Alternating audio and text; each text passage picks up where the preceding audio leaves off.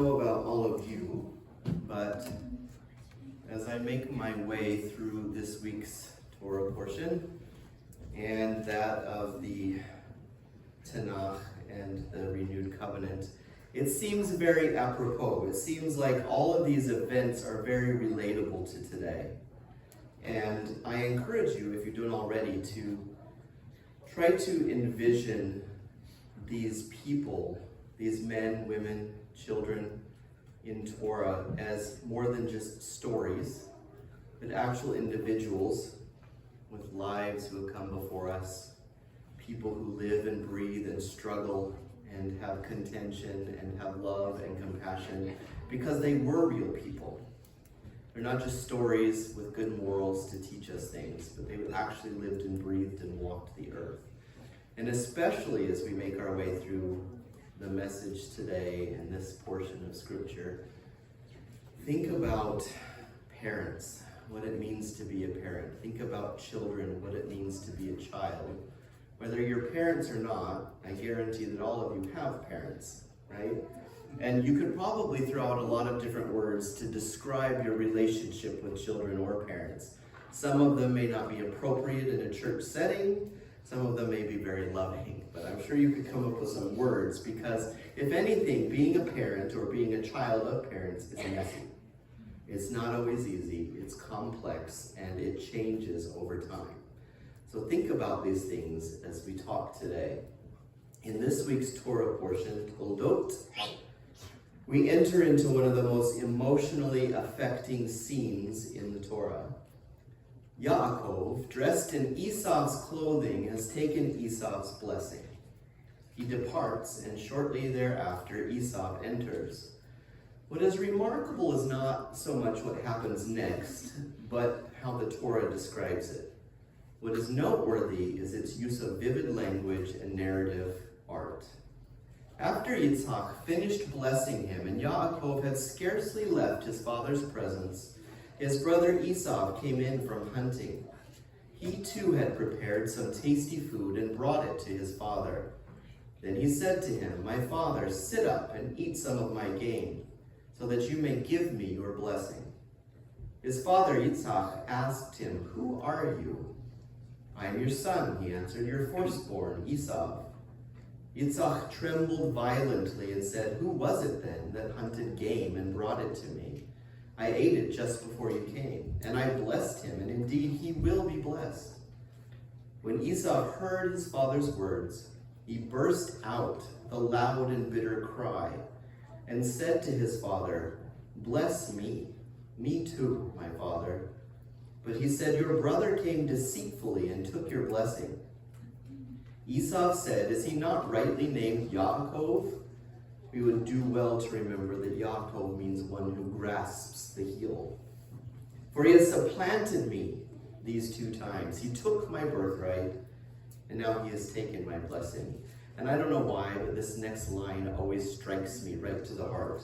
Then he asked, "Have you not reserved any blessing for me?" Yitzhak answered Esau, "I have made him lord over you, and have made all his relatives his servants. And I have sustained him with corn and new wine. So what can I possibly do for you, my son?" Esau said to his father, "Do you have only one blessing, my father? Bless me too, my father." Then Esau wept aloud. In general, the Torah is sparing in details, especially about the emotional state of the very real men and women who fill its narratives. Descriptions are often understated, leaving the reader to supply what the text omits. What do the characters look like?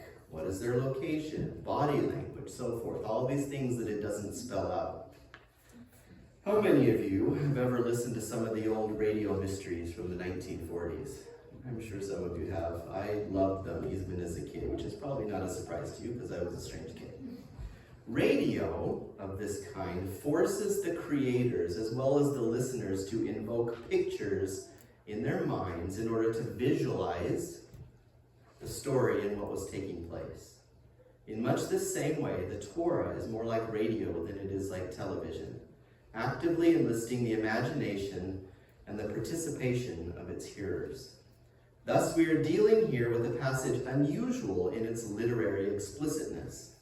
In regards to the actions of the participants, the physiological and psychological depth of the drama. As readers, we feel with and for Yitzhak and Esau. We are drawn hauntingly into their subjective states. We enter Yitzhak's dawning realization that he has been deceived. We identify too with Esau, whose first thought is not betrayal or desire for revenge, but simple, sharp, and shocking disappointment. Bless me too, my father. Then comes Yitzhak's helplessness. So what can I possibly do for you, my son? And Esau's weeping, which is all the more poignant given what we know of him, that he is a man of the fields, rough in some ways, impetuous in others, not a man given, as Joseph will be later, to tears. Remember, Joseph cries like 100,000 times. He's like a weepy man. That's okay. The scene of the two of them together, father and son, deceived and disappointed, robbed of what should have been a moment of great tenderness and intimacy, son feeding father, father blessing son, it's deeply affecting. We can imagine the painting that Rembrandt might have made of it. I like Rembrandt, maybe you don't. But why this detail? Why are we told all this emotional stuff? In Torah, form follows function. Nothing is accidental. If there is a marked stylistic feature to a given text, it is there for a reason. Our sympathies are deliberately drawn throughout the chapter to Esau rather than Yaakov. It is not that we feel that Esau might be the rightful heir of the covenant. That history has taken a wrong turn, that things should have been otherwise. Manifestly, as we know, this is not the case. Rivka favors Yaakov, and in Genesis, mothers know their children better than do their fathers. Yeah, I said that out loud. In Genesis, mothers know their children better than their fathers do. Esau, the hunter, the rugged Marlborough man, who despised his birthright once he had sold it, was clearly not destined to be a faithful follower of an invisible, transcendent God. The Abrahamic covenant must surely pass through Jacob, the child described as a quiet man, staying among the tents. Why then does the Torah seemingly go out of its way, using unusual devices of style, to enlist our sympathies with Esau, to enter his world and see things from his perspective?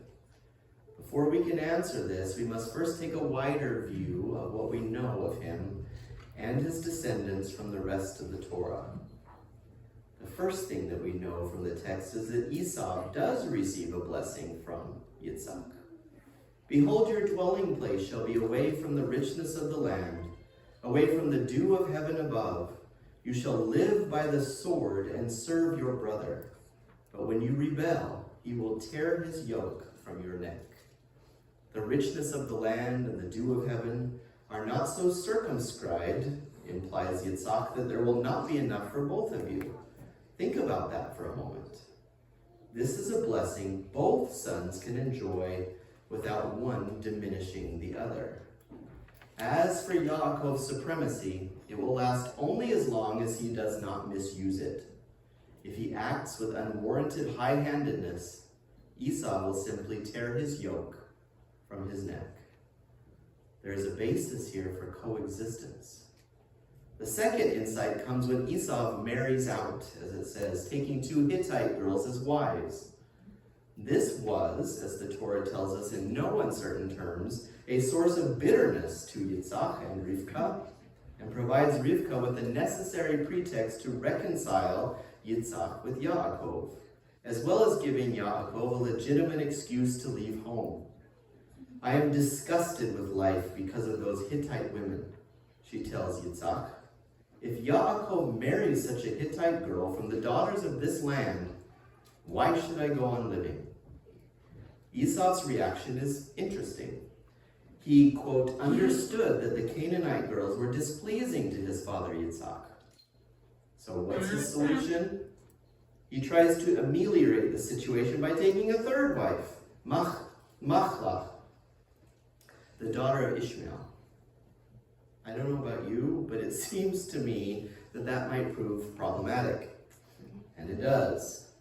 The gesture fails for two obvious reasons. First, he does not divorce the other wives. And he has not internalized the fact that Ishmael too has been rejected as an heir to the Abrahamic covenant. I would not say, and you'll have to forgive me if I read too much into this, that Esau is overly endowed with intelligence, but he cares for his father and does not wish to cause him distress. The third comes 22 years later when the brothers finally meet again. This is one of the great passages in Torah, full of depth and resonance. But the surface narrative is clear, and there is a rabbinic principle at work here. Scripture does not depart from its plain meaning. Yaakov is full of fear in advance of the encounter. Fear that leads him to make elaborate preparations involving prayer, diplomacy, and war, as well as getting involved in a wrestling match alone at night with an unnamed adversary.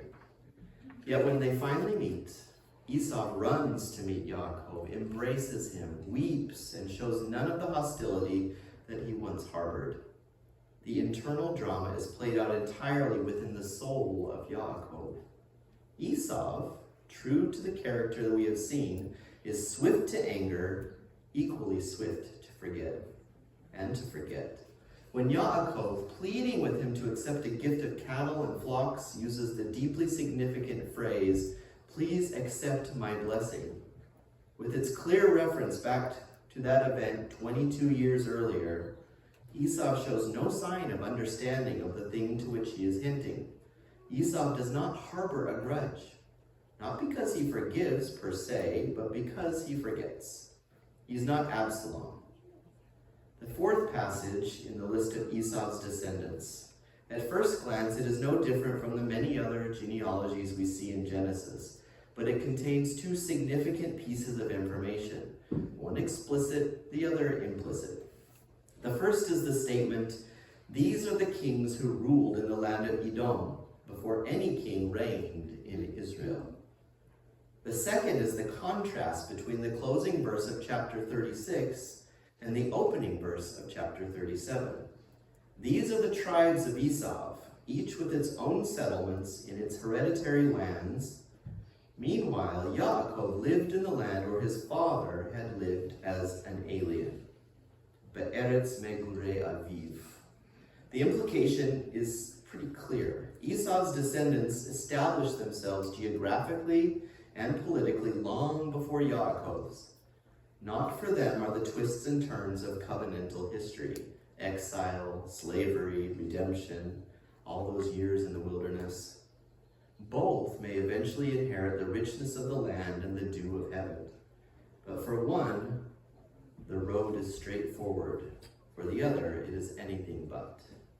The fifth thing that we know, and this one comes much later, is the shape of the relationship between the Israelites and the Edomites.